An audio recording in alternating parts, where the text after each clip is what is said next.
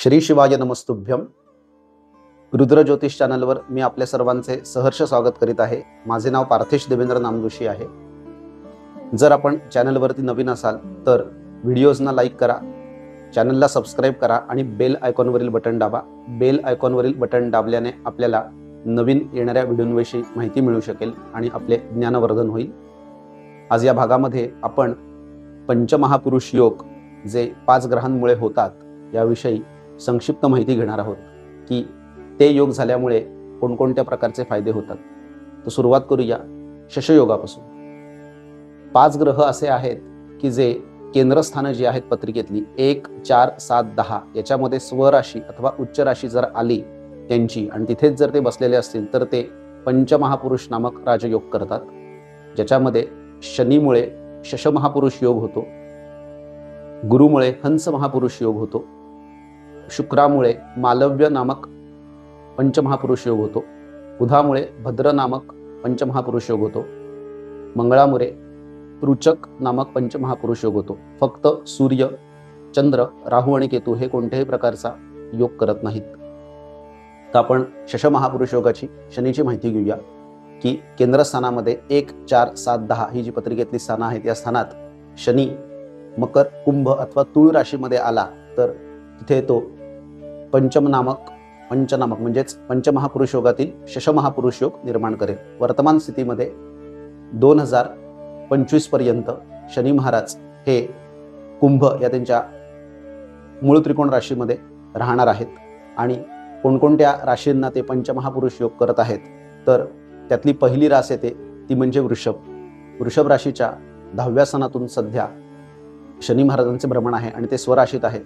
तिथे शशमहापुरुष योग जो पंचमहापुरुष योगांमधील एक योग आहे तो निर्माण होत आहे.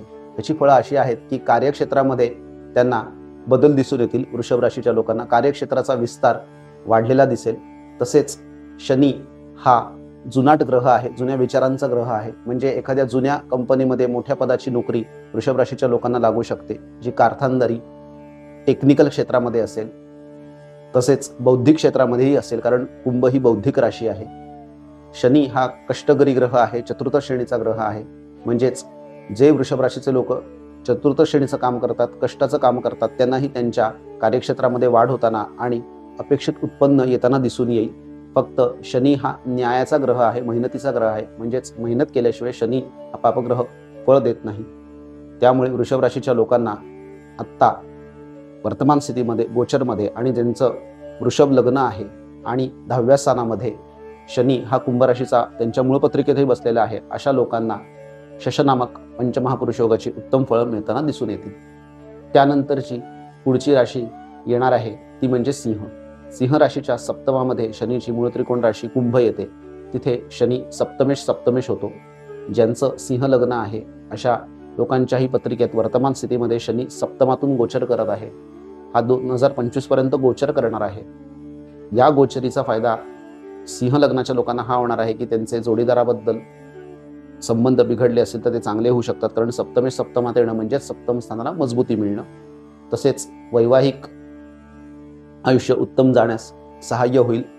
सप्तमावरून पार्टनरशिप मधला बिझनेसचा विचार होतो. म्हणजे ज्या सिंह लग्नाच्या लोकांचे पार्टनरशिपचे बिझनेस आहेत अशाही लोकांना पार्टनरशिपमध्ये फायदा होताना दिसून येईल.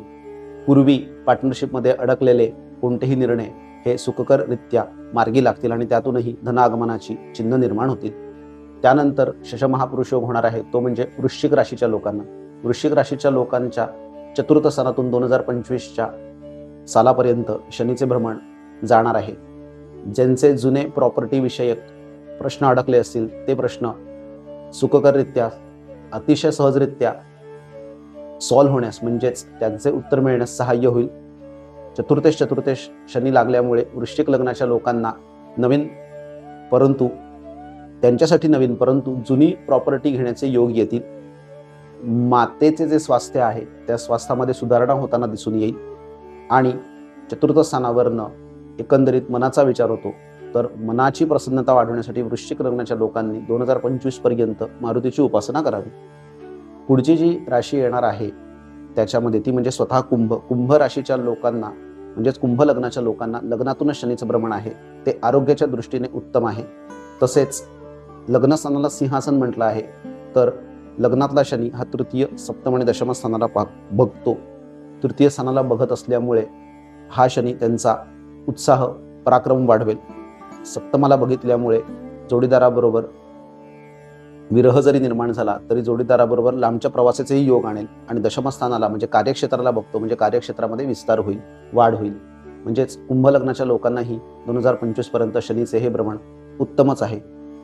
सगळ्यांना सांगण्यासारखी एकच गोष्ट आहे की संपूर्ण पत्रिका ज्योतिषशास्त्रामध्ये ही शनीने 70% व्यापलेली आहे. कारण शनी हा कालपुरुषाच्या कुंडलीमध्ये कर्मस्थानाचा आणि लाभस्थानाचा मालक आहे आणि मुळातच तो कारक दृष्टीने न्यायाधीश आहे, न्यायदेवता आहे. तुम्ही जसं कर्म कराल तशी शनी फळं देतो, कारण कर्माचं डिपार्टमेंट हे शनीकडे आहे.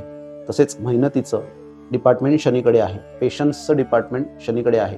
कोणत्याही गोष्टीची दीर्घकाळ वाट बघणे आणि ती सुद्धा पेशन्स ठेवून वाट बघणे हे काम शनी करतो. म्हणूनच शनीला कर्माचा कारक म्हटले आहे. ज्यांची कर्म उत्तम आहेत त्यांच्यासाठी शनी देवता ही अतिशय उत्तम आहे. मग ती महादशा स्वामी म्हणून असो अथवा 7.5 म्हणून असो.